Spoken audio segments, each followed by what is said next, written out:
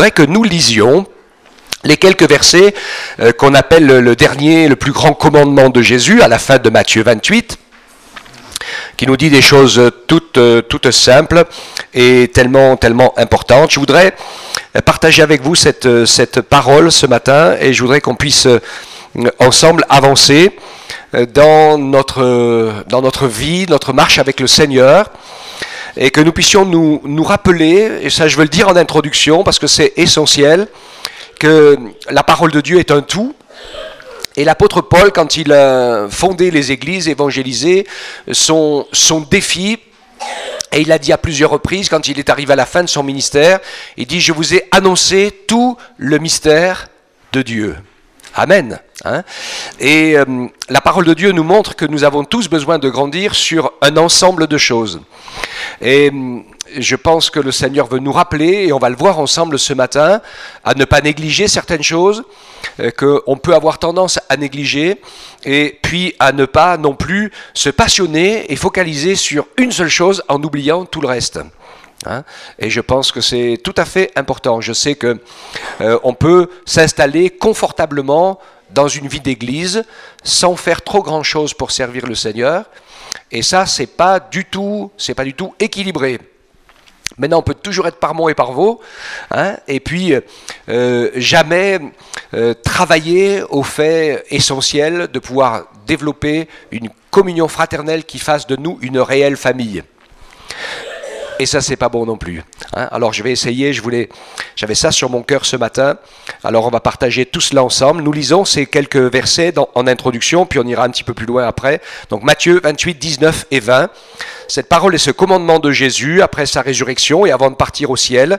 Il donne à ses apôtres ce commandement. Il leur dit « Allez, faites de toutes les nations des disciples, baptisez-les au nom du Père, du Fils et du Saint-Esprit, et enseignez-leur à garder tout ce que je vous ai prescrit. Et voici, je suis avec vous tous les jours jusqu'à la fin du monde. Amen. » Alors nous avons besoin de voir une première notion que je vais partager avec vous, qui est la notion de disciple. Dans la vie de disciple, comme dans la réalité de la foi, notre vie et notre expérience va se développer sur deux niveaux et sur deux axes. Le premier axe, et qui est fondamental en tant que disciple, c'est d'avoir un modèle. En général, les disciples, c'est ceux qui suivent quelqu'un pour apprendre de lui, comprendre de lui et faire comme lui, pour lui ressembler. D'accord ? Savez-vous pourquoi on a tout d'un coup appelé, c'est les gens du monde qui se sont mis à appeler les disciples de Jésus, ils se sont mis à les appeler les chrétiens. C'était les petits Christ. Parce qu'ils ressemblaient, ces gens ressemblaient à celui dont ils parlaient. Alors pour les gens du monde, eh bien, c'était Christ en petit. D'accord ? Non. C'était un grand Christ. Ouais. Ce que ça veut dire aussi, hein, finalement, c'est que, bien sûr, Jésus était vu au travers d'eux, et c'est vraiment essentiel pour nous d'avoir ce modèle. Nous ne sommes pas appelés à nous comparer les uns aux autres, parce que ça, c'est pas une bonne comparaison, parce que parfois, nous, les hommes, nous sommes plus doués dans certains domaines et moins doués dans d'autres. D'accord ? Donc notre modèle est imparfait. Finalement, en suivant le modèle de Christ dans nos frères et sœurs, nous pouvons finalement regarder dans la vie des uns et des autres ce qui marche bien pour essayer de l'imiter. Faisons attention de ne pas regarder à ce qui marche pas bien. Et là, c'est une tendance naturelle. Nous avons tous des choses qui sont difficiles dans notre vie, dans lesquelles on a un peu du mal et ça fonctionne pas très bien. La tendance naturelle que nous avons, c'est de nous retrouver et de nous recentrer avec ceux qui ont les mêmes problèmes que nous. Alors c'est sympathique, c'est sentimental, ça nous réconforte un peu parce qu'on se dit qu'on n'est pas tout seul, mais ça ne va surtout pas nous aider à en sortir. Hein, parce que si vous êtes embourbé dans un endroit, ce n'est pas celui qui est embourbé à côté de vous dans le même endroit qui va réussir à vous sortir. Il faut que ce soit quelqu'un qui ne soit pas embourbé, ou alors qui l'a été, parce que finalement c'est mieux, et qui a réussi, avec l'aide de Dieu, à pouvoir sortir de la difficulté. Donc notre modèle, c'est le Seigneur Jésus. Si nous prenons vraiment Jésus comme modèle, ça va nous garder dans l'humilité. J'espère. Hein? Parce que je pense qu'on est les uns les autres loin du compte encore de lui ressembler. D'accord? Il y a un domaine dans lequel il nous appelle à lui ressembler, un domaine important, et ça va être le deuxième axe. Je dirais que ce premier axe, c'est les dons de l'esprit. C'est pouvoir annoncer le message de l'évangile, faire connaître autour de nous ce que Jésus a fait dans nos vies. Vous serez mes témoins. Et puis le deuxième axe, c'est l'amour. Jésus n'a pas oublié de nous dire que c'est à ce que nous nous aimons les uns les autres que le monde verra que nous sommes ses disciples. Et finalement, ça c'est un gros défi. Pas facile. Mettre en action ce fruit de l'esprit, qui est le deuxième axe de la vie de disciple, qui est l'axe horizontal. D'accord? Vertical? Horizontal. Il faut que nous puissions, en suivant le Seigneur, et ça c'est un autre point que je vais dire pour notre motivation, il faut un moteur pour tout ça. Notre moteur doit être l'amour pour Jésus. Nous pouvons parfois faire beaucoup de choses, parce que c'est écrit dans la parole, on nous le demande, alors il faut le faire, ou pour obtenir quelque chose. Vous savez que notre esprit est particulier. Je sais qu'au fond de nous, souvent, eh bien, nous avons la tendance, parce que c'est humain et c'est normal, à faire des choses pour le Seigneur en espérant obtenir des choses en retour. Et c'est vraiment essentiel pour nous de comprendre que notre Dieu est un Dieu d'amour, de communion, et ce qu'il veut, c'est entretenir une vraie relation avec nous. C'est pour ça que c'est important quand on se retrouve ensemble pour le culte. Je voudrais que les uns les autres, vous sachiez que le temps où on chante, où on adore, on prie, on loue le Seigneur, ce n'est pas un temps qu'on fait ensemble pour tuer le temps en attendant la prédication. Hein? Il faut qu'on soit conscients les uns les autres que le culte commence avec le début de la louange et qu'on est là pour vivre un temps d'adoration ensemble avec le Seigneur, qui est différent d'un temps d'adoration quand nous sommes tout seuls chez nous et que nous passons du temps dans la présence de Dieu.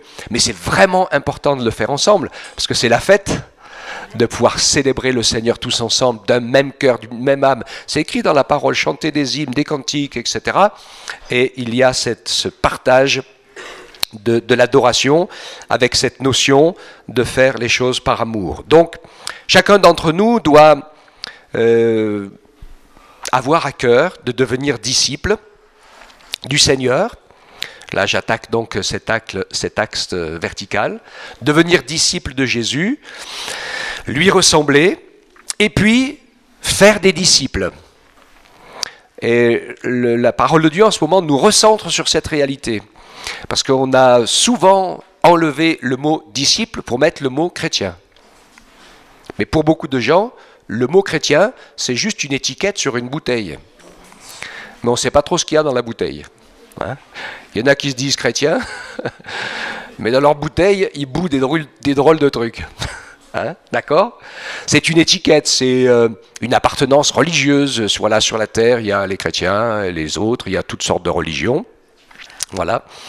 Mais il y a une sorte de gens qui sont vraiment spéciaux, très particuliers.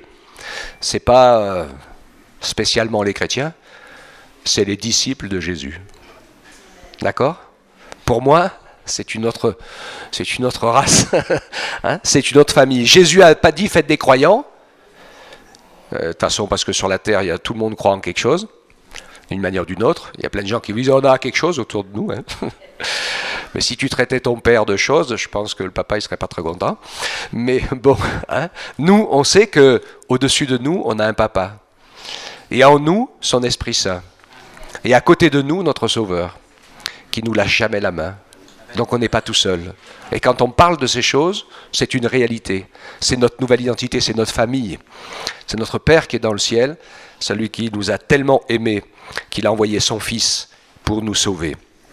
Donc il nous encourage, donc personnellement, d'abord à être disciples, bien sûr, de pouvoir prendre Jésus pour modèle, vouloir le suivre et le ressembler, non pas avec l'idée de faire pour faire, etc., mais avec une idée, je crois, qui est importante, de savoir que nous avons l'occasion d'une grâce extraordinaire. Nous qui étions des pécheurs, perdus dans nos péchés, loin de Dieu, séparés de lui, il nous propose de devenir ses enfants, et il nous propose de nous préparer à devenir sa future épouse. L'école est un peu difficile, c'est vrai, c'est pas évident tous les jours, mais nous avons un objectif. C'est de nous préparer pour ça. D'accord ? Et je crois que c'est vraiment essentiel d'avoir cet objectif. Tous les hommes et les femmes de Dieu dans les Écritures, vous lirez, vous verrez, ils avaient un objectif qu'on appelle une vision. Alors je sais que déjà, des fois, ils font des grands trucs avec des grands mots et des petits mots. Une vision. Moïse a eu une grande vision. Mais quand je regarde l'Écriture, il n'a pas eu un songe particulier. Qu'est-ce qui s'est passé ? Par l'Esprit de Dieu et par la parole, il a vu et compris ce que Dieu voulait faire. C'était évident pour lui. Et toute sa vie y a été consacrée quand Dieu est venu le chercher et lui parler. Et il a dit que de lui, comme d'Abraham, comme d'autres, ils ont vu des choses que les autres ne voient pas. Et qu'est-ce que Moïse a vu? Qu'est-ce qu'Abraham a vu? Ils ont vu le grand peuple d'Israël installé dans le pays de Canaan, cette nation dont Dieu voulait faire son peuple. Ils ont compris que c'est ça que Dieu voulait faire. Ils l'ont tellement compris, je relisais dans les Nombres ce matin, encore ce moment de révolte terrible du peuple. Je ne sais pas si vous vous rappelez de ça, la révolte de Corée, Dathan, Abiram. Ils ont voulu lapider Aaron, Moïse, ils voulaient, etc. Ils n'étaient pas contents sur la manière dont Dieu avait organisé les choses, et ça a été sévère et terrible. Et à 2 reprises, le Seigneur dit « Retirez-vous, je vais les exterminer ». Mais Moïse, avec sa vision, il dit « Non, tu as pensé et prévu de faire un peuple entier qui va prendre possession de Canaan et qui va devenir ta nation. » Donc il n'est pas du tout question de les exterminer. C'est impressionnant ça. Ok ? Quelle est notre vision, nous ? C'est essentiel de pouvoir comprendre ce que le Seigneur veut faire. Il veut nous aider à grandir dans la foi. Il veut nous aider à manifester ses œuvres au monde, puisque nous sommes le sel de la terre et la lumière du monde. Et c'est pour ça que nous sommes là. Parce que sinon, c'est comme le brigand sur la croix. Il suffit qu'on se convertisse et puis on s'en va au ciel direct. Pourquoi nous laisse-t-il sur la terre ? Pour 2 raisons essentielles. La première, c'est pour continuer à être ses témoins et à faire connaître le beau nom de Jésus à ceux qui ne le connaissent pas. C'est essentiel. Et la deuxième chose, c'est que ça va être pour nous l'école de la transformation. L'école du disciple. Ressembler à Jésus, comprendre et vivre les lois de son royaume pour que nous soyons bien préparés et bien contents quand on va aller au ciel. Il y a des gens qui pensent et qui veulent aller au ciel, mais qui ne connaissent pas les lois du royaume, qui ne s'intéressent pas, qui ne savent pas comment ça fonctionne, qui ne mettent pas en pratique les choses comme Jésus les a dites, et il va y avoir un gros problème. Parce que Jésus dit, ce n'est pas tous ceux qui disent « Seigneur, Seigneur » qui entreront dans le royaume des cieux. Certains diront « mais on a fait des miracles, on a chassé des démons en ton nom, etc. » Jésus leur dit « Je ne vous connais pas. » Oh, ça c'est compliqué. Hein ? Et ce mot « connaître », c'est vivre une intime communion avec Dieu, vérifier et prouver en vivant la même chose avec ses frères et sœurs. Parce que si quelqu'un me dit qu'il a une grande communion avec Dieu, mais qui ne supporte pas de vivre avec les frères et sœurs, c'est pas moi qui le dis, hein, c'est écrit dans la parole. C'est écrit dans les épîtres de Jean. Il dit, si tu dis que tu aimes Dieu que tu ne vois pas, mais que tu n'aimes pas ton frère que tu vois, tu te mens à toi-même. Hein, tu te racontes des histoires. Le véritable amour, il va être vérifié. Donc, devenir des disciples, faire des disciples, annoncer, communiquer cette bonne nouvelle que nous sommes en train de vivre, le pardon, le salut, la réconciliation avec Dieu et avec les hommes. Ainsi, le Seigneur nous permet d'être les poteaux indicateurs de cette bonne nouvelle. Alléluia. Que Dieu nous aide à être, à travailler, à désirer être ses disciples qui permettent à Jésus d'être vu au travers de nos vies à chacun. Ensuite, deuxième commandement, il dit « Baptisez-les au nom du Père, du Fils et du Saint-Esprit ». Il est montré ici la nécessité de chacun d'entrer dans la nouvelle alliance. Devenir un disciple de Jésus, c'est comme un mariage. On ne suit pas Jésus que quand ça nous intéresse, à la mode où ça nous intéresse, ou quand ça nous va bien. On va le suivre sur le chemin qu'il va nous tracer. C'est important cela. Il n'y a pas longtemps, c'était l'année dernière, j'ai un jeune qui me téléphone, dans une grande ville, et il me dit « c'est un petit peu compliqué en ce moment dans mon église, le service et tout ça. Qu'est-ce que tu en penses? Je crois que je vais changer, je voudrais aller dans telle ou telle église. » Enfin, lui, il en avait une en vision et en pensée. Puis il avait le choix. Dans cette ville, il y en a pas mal, donc il n'y a pas de souci. Sauf que je lui ai dit, tu te trompes sur une chose fondamentale. C'est pas à toi de choisir là où Dieu te veut. Si tu veux être un disciple de Jésus, tu pries et tu demandes au Seigneur de te montrer là où tu dois être. Là ou ailleurs, ça n'a pas d'importance. Mais moi, je sais qu'on a besoin d'avoir une vraie vie d'église. Donc je dis, tu pries, s'il faut, si tu ne trouves pas, tu jeûnes, tu cherches, tu réfléchis, et puis tu demandes au Seigneur de te montrer. Parce que tu es son disciple, tu es son serviteur, tu veux faire sa volonté, donc je ne vois pas pourquoi c'est toi qui déciderais. Alors voilà, ça n'a pas duré très longtemps. À la fin de la semaine, il m'a téléphoné et puis il m'a dit bon, tu avais raison, je reste. Le Seigneur m'a montré que je devais faire ça, ça, ça et ça, etc. Voilà, ça ou autre chose, il n'y a pas de problème. Le Seigneur peut nous demander d'aller ailleurs, c'est pas. Mais je sais, pour moi, que l'important, c'est d'être fidèle quelque part au service du Seigneur et pour vivre un véritable amour comme dans une famille avec les bons et les mauvais jours. Vous ne choisissez pas votre famille. Puis le jour où il y a une dispute familiale, vous ne disputez jamais chez vous? Bon, vous n'allez pas divorcer à chaque fois que vous vous disputez. Et en épouser un autre. Parce que je ne vous dis pas, on n'aurait pas fini. La famille de Dieu, c'est pareil, et c'est une notion que le Seigneur veut nous apprendre, qui est fondamentale, parce que n'oubliez pas quand même qu'on sera tous ensemble dans le ciel. Et on sera plus qu'un ensemble, puisqu'on deviendra son épouse. On sera tous les pierres vivantes d'un même édifice. Alors vous me direz, oui, il n'y aura plus le péché. Je vais vous dire un truc. Si on n'est pas capable d'apprendre à s'aimer vraiment et à se pardonner alors qu'il y a le péché, je ne suis pas sûr qu'on y arrive quand il n'y sera plus. Ok ? Parce que c'est quelque chose qui détermine un point fondamental. C'est que la volonté de Dieu dans ma vie a plus d'importance que la mienne. D'accord? Vous savez que c'est comme ça que Dieu fonctionne, dans la Trinité. Et que c'est pour ça qu'il y a la Trinité.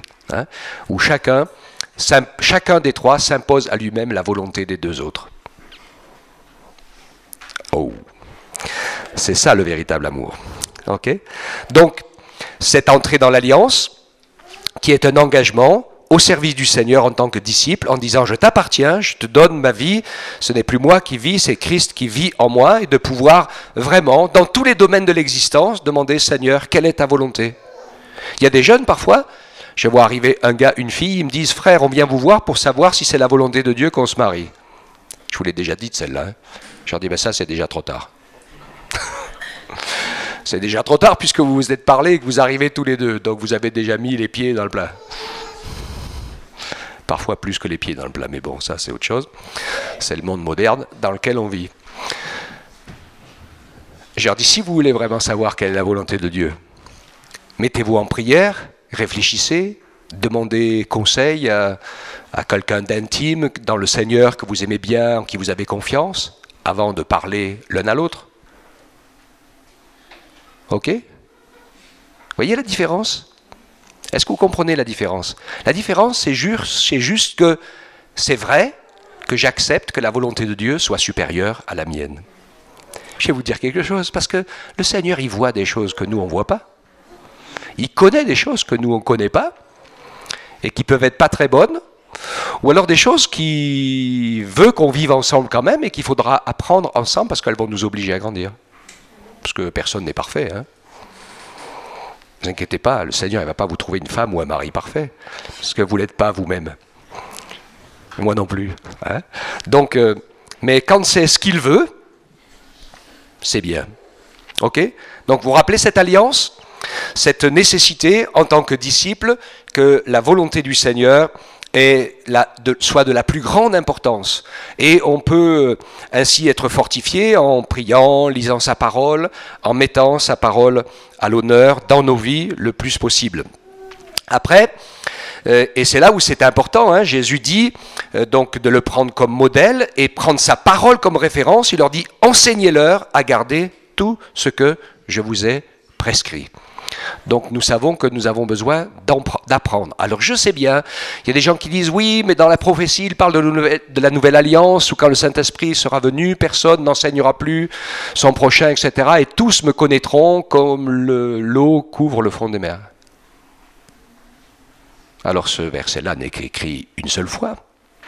Et il faut bien comprendre ce que ça veut dire. Et je vais vous l'expliquer, parce qu'ainsi les gens ne supportent plus d'être enseignés, et ils s'enseignent tout seuls en se donnant une foule de docteurs selon leur cœur, alors que le mot enseignement, enseignement de la parole, il est partout dans l'Ancienne Alliance. Quand on lit les épîtres de Paul, c'est tout de l'enseignement sur notre vie personnelle et sur notre vie d'église. Qu'est-ce que ça veut dire? Ça veut dire quelque chose de très précis, c'est que dans l'Ancienne Alliance, tous ceux qui acceptaient la foi en l'Éternel, Dieu d'Israël, acceptaient de le croire, de croire la loi, la parole, qu'ils l'acceptaient pour eux. Ils l'acceptaient par réflexion, par choix, avec leur intelligence, avec l'Esprit de Dieu qui leur aidait à comprendre ces choses et à reconnaître qu'elles étaient vraies par rapport aux idolâtries, aux fausses doctrines, tout ce que vous voulez, d'accord? Donc c'était un enseignement qui était donné et les personnes pouvaient reconnaître la vérité de l'enseignement. Mais c'est plus comme ça que ça marche dans la Nouvelle Alliance. Parce que quand on se repent de ses péchés et qu'on donne sa vie à Jésus comme son sauveur, le Saint-Esprit nous révèle le Fils, le Père, l'Esprit, et nous fait naître de nouveau. Donc on n'a pas besoin d'être convaincu par des discours et par des lectures pour dire « Ah oui, ça c'est vrai ». Mais quand je me repens et que j'accepte Jésus comme mon sauveur, que je lui ouvre mon cœur et que je suis rempli de son esprit, je suis convaincu par le Saint-Esprit de péché, de justice, de jugement. Et la conviction du Saint-Esprit fait que nous pouvons affirmer, nous chrétiens, et ça hérisse le poil de tout le monde, même de ceux qui se disent chrétiens où c'est juste l'étiquette collée dessus, hein, ça leur hérisse le poil quand on dit « mais moi je sais que je suis sauvé ». Je sais que Jésus est mon sauveur. Je sais que j'appartiens à Dieu parce que c'est la vérité, parce que nous l'avons expérimenté par le Saint-Esprit. Le Seigneur, on lui a ouvert notre cœur, il nous a fait naître de nouveau. Donc on n'a pas besoin de nous enseigner là-dessus, vous comprenez? On ne le croit pas parce qu'on l'a dit, on le croit parce qu'on le vit.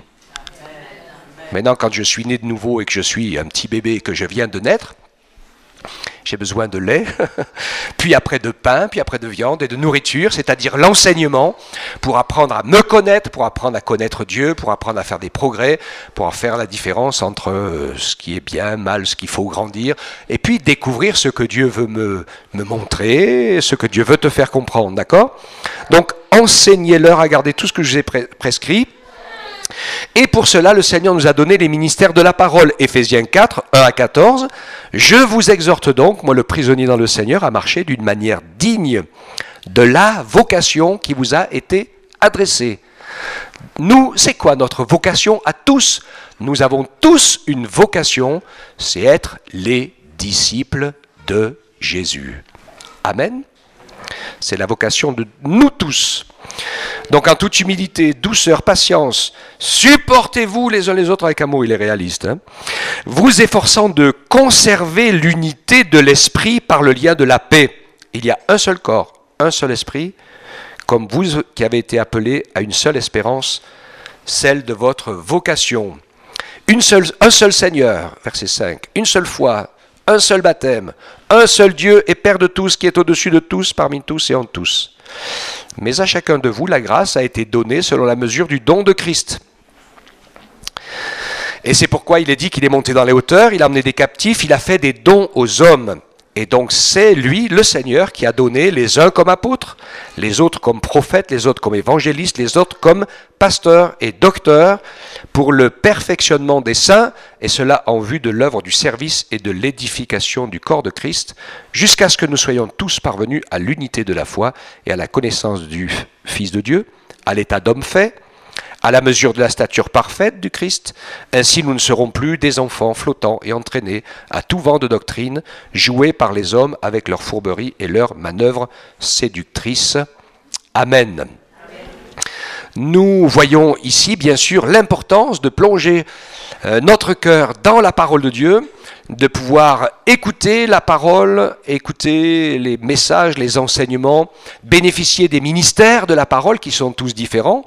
Entre, je ne sais pas où faire la différence des ministères entre les apôtres, les prophètes, les évangélistes, les pasteurs et les docteurs, et qui ont reçu ce ministère de l'enseignement de la parole de Dieu pour que nous puissions mieux connaître la Bible, mieux nous l'appliquer, mieux la vivre et la mettre ensemble avec un seul objectif, c'est l'unité de la foi, la connaissance du Fils de Dieu.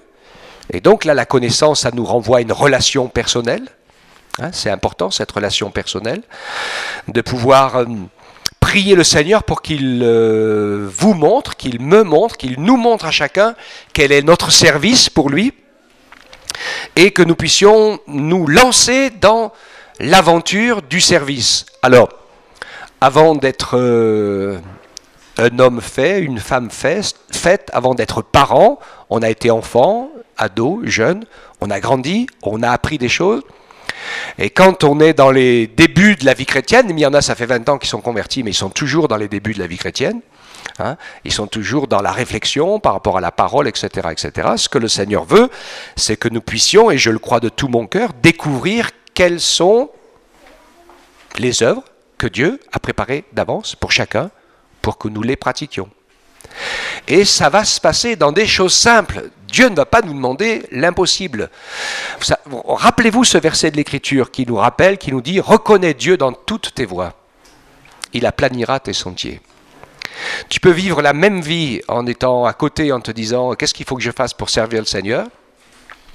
ou te disant « Mais je suis le temple du Saint-Esprit, le Saint-Esprit habite en moi, donc je sers le Seigneur où que je sois, quoi que je fasse, du matin au soir. » Même dans ma maison, même dehors, et quand j'ai l'occasion de parler de Jésus et de prier pour cela, et quand je prends soin de ma famille et que je fais ce que j'ai à faire avec fidélité, même dans mon travail ou autre chose, le Seigneur l'a dit dans sa parole, hein, faites-le comme si c'était pour Jésus que vous le faites.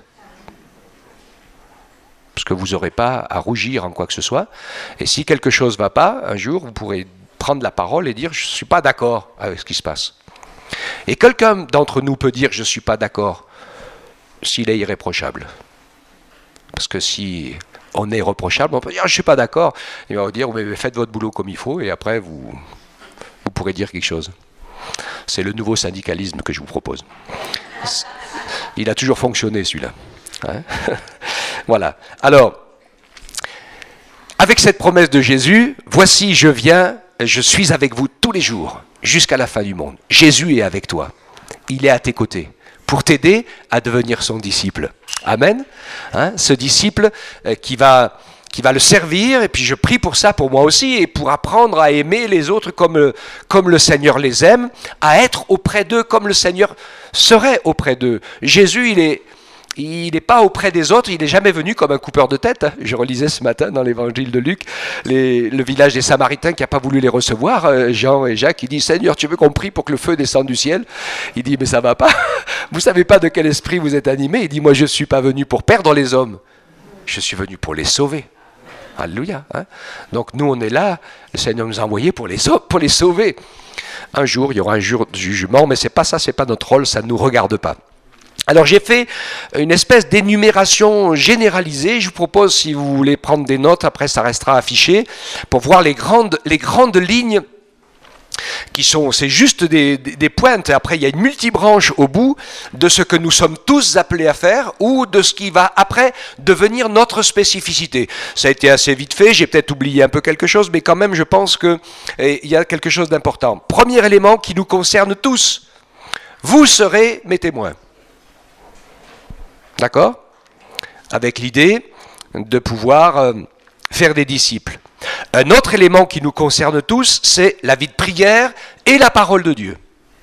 Je mets toujours les deux ensemble parce que souvent la prière, c'est nous qui parlons à Dieu avec l'idée qu'en lisant sa parole, on le fait en disant eh bien, écoute, dans ta parole, Seigneur, c'est toi qui me parles. Ne soyons pas dans une prière monologue où il n'y a que nous qui parlons. Hein, mais laissons aussi Dieu nous parler. Amen. Ensuite, il y a des ministères plus spécifiques. Et la parole de Dieu met en évidence d'abord les ministères de la parole tels que je vous les ai lus tout à l'heure. C'est écrit dans la Bible, ce n'est pas une invention. Donc c'est une réalité. Ensuite, il y a une deuxième forme de ministère qu'on trouve partout, tout au long des épîtres, et qui va se spécifier chez quelqu'un. C'est donc le ministère de la prière et de l'intercession.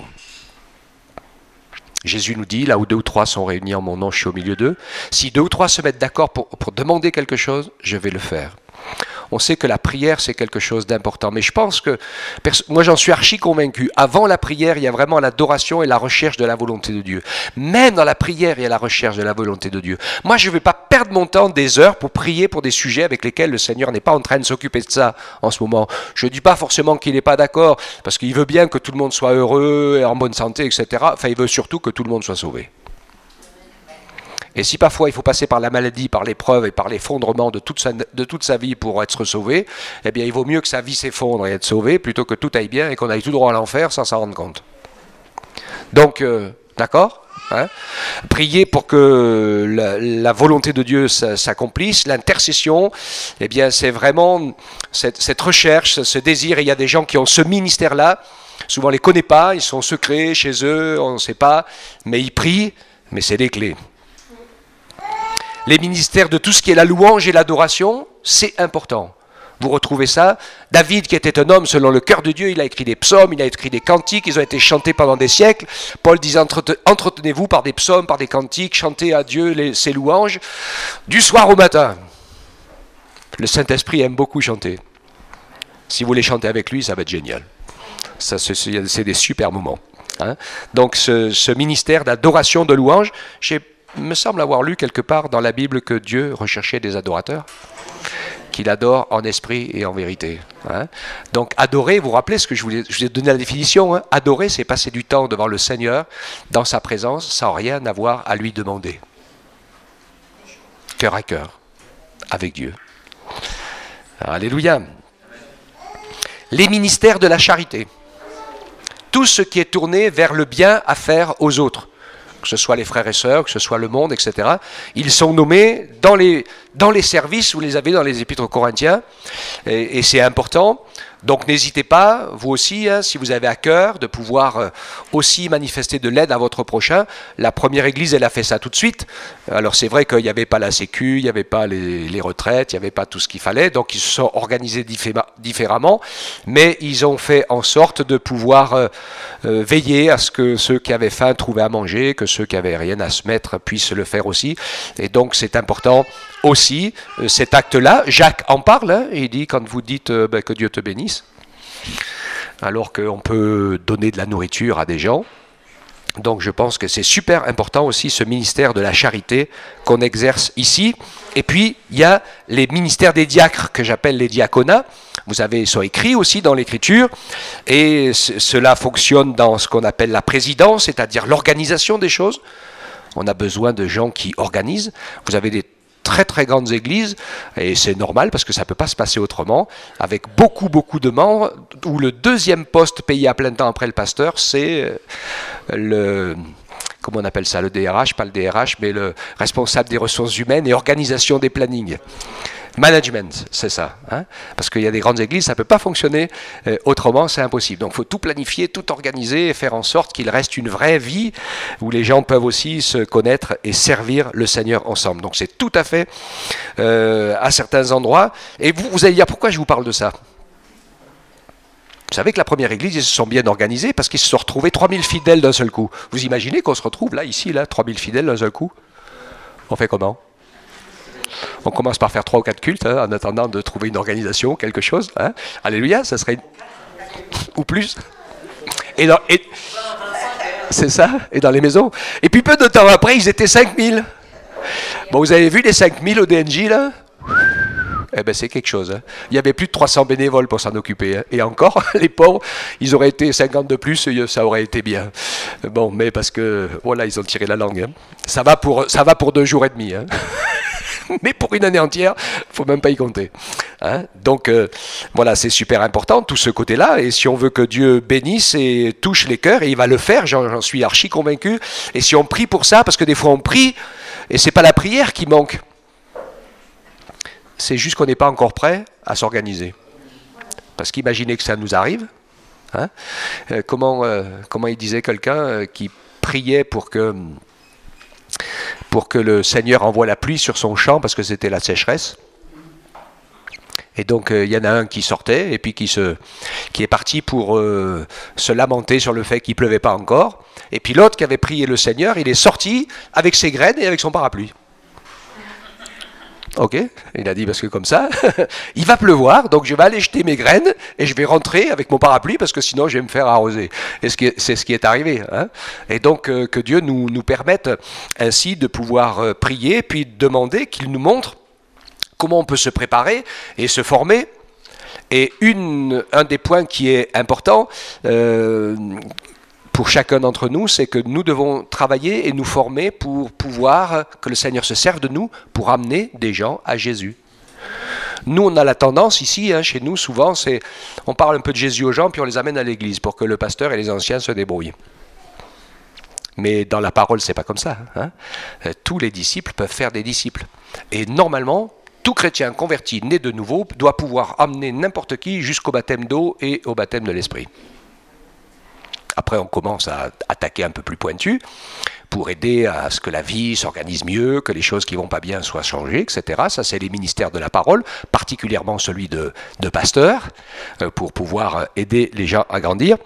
Mais cette notion-là, de ce que quelqu'un peut venir au Seigneur n'importe où, même dans la rue, même dans sa salle à manger. Les baptistes, ils l'ont depuis longtemps. Hein. Ils savent que la prière de la foi et de la repentance, eh bien, ça peut se passer à n'importe quel endroit. Quand quelqu'un est prêt, qu'il ouvre son cœur pour recevoir le Seigneur, eh bien, on peut l'amener à Jésus. Et c'est super important. Et après aussi, de pouvoir l'emmener dans la vie de l'Église, parce que ça fait partie des choses qui sont importantes aussi. Hein. J'ai vu des groupes comme ça, où il s'est passé des choses impressionnantes, et tout ça, mais quand il a fallu après organiser une vie pour servir le Seigneur, en s'aimant les uns les autres, parce que c'est ce que la Bible dit, en étant soumis les uns aux autres, c'est ce que la Bible dit aussi, alors là, ça vole en éclats. Si on n'apprend pas la soumission, on ne rentre pas dans le royaume. Hein. Vous le savez, hein. C'est fondamental ça. Hein. C'est écrit « Soumettez-vous les uns aux autres dans la crainte de Christ ».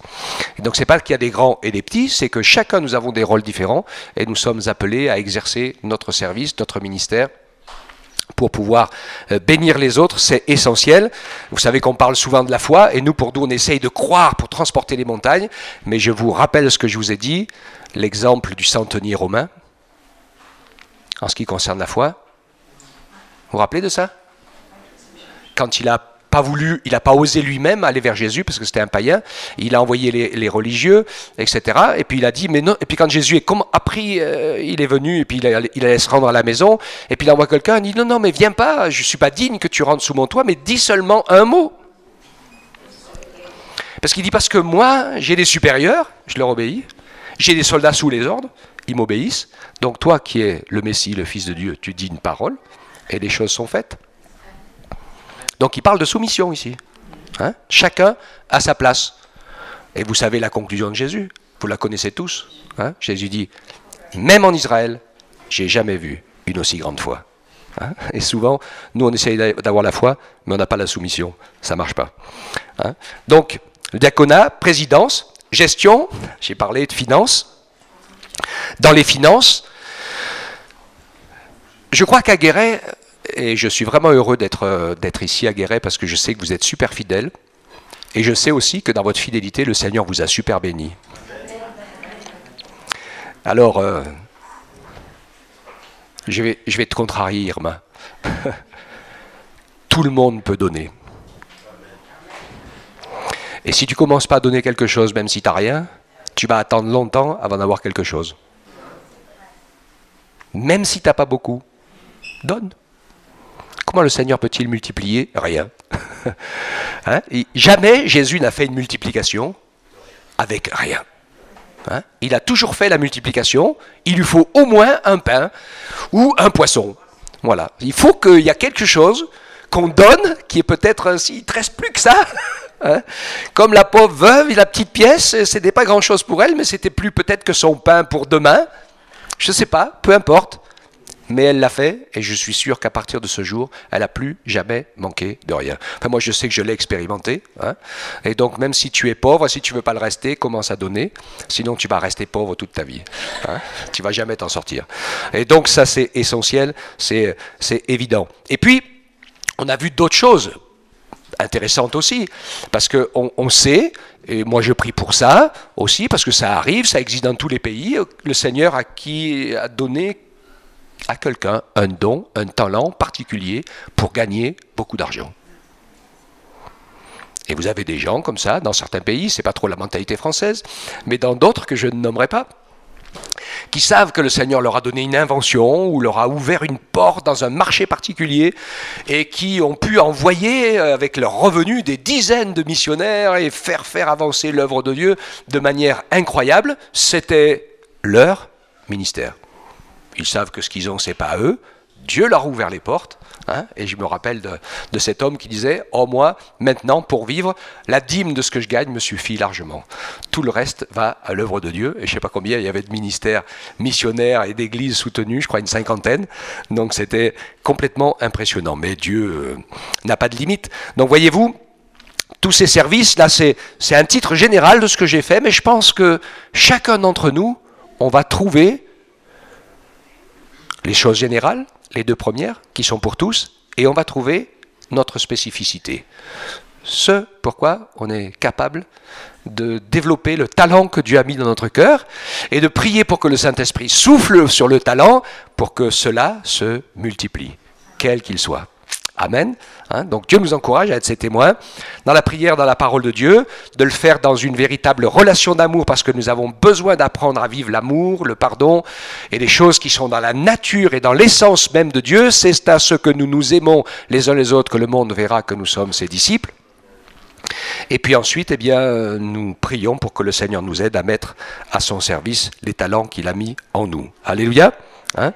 Ainsi, le Seigneur va nous encourager à cette vie de disciple qui est tournée vers les autres et à la vie fraternelle qui est le triomphe de l'amour. Je pense que tout dans la parole avance avec deux jambes. C'est comme ça que ça marche. Hein? Et Dieu va nous permettre ainsi de pouvoir le servir. Prions. Et demandons à Dieu des occasions. Je pense que quand on en parlait avec la sœur ce matin, hein, quand on demande au Seigneur de mettre sur notre chemin des occasions de pouvoir partager l'amour de Jésus, ben il le fait tout le temps. Hein. Et ça c'est formidable, on peut vivre des belles expériences, même des miracles surnaturels. Dieu est grand. Prenez courage pour cela parce que c'est notre spécificité. Le Saint-Esprit et le Seigneur Jésus est avec vous. Donc vous êtes plus fort que tout. Hein? Tout seul on peut rien, mais avec lui on peut renverser des montagnes. Amen. Hein? Et puis qu'on le transforme aussi dans une vie humble et aimante pour qu'on puisse servir le Seigneur ensemble. Que Dieu soit béni.